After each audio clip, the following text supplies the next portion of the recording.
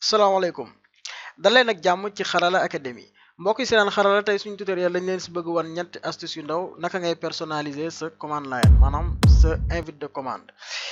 mu nekk kii bu am solo voilà invite de commande moo nekk nii gis nga fii nii dama ko personnaliser nii léegi yow boo ko bëggee personnaliser naka ngay def léegi premièrement da ngay bës bouton Windows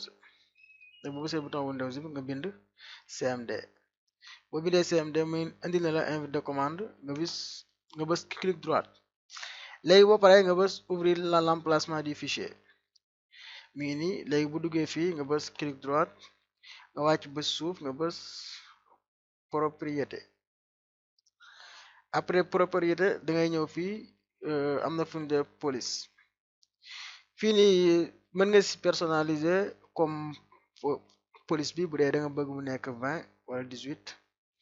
mën nga si tamit personnaliser font bi comme fii mën nga ñëw jël bii nii boo paree nga bës appliquer benn bis topp moo nekk couleur bi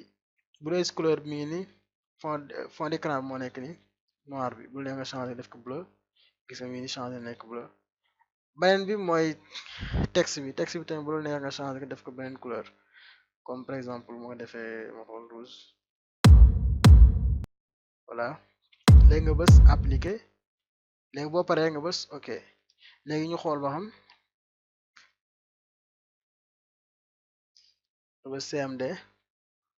invite de commande mi ngi nii nga cliquer voilà gis nga mi ngi nii defar nañ ko ba mu rafet personnaliser nañ ko voilà mbokk yi li moo nekkoon suñu tutoriel bu tey ba yaakaar ne jariñu ngeen su bu baax di leen ñaan ngeen abonné ci chaîne bi daa koy partager ba beneen yoon ci beneen tutoriel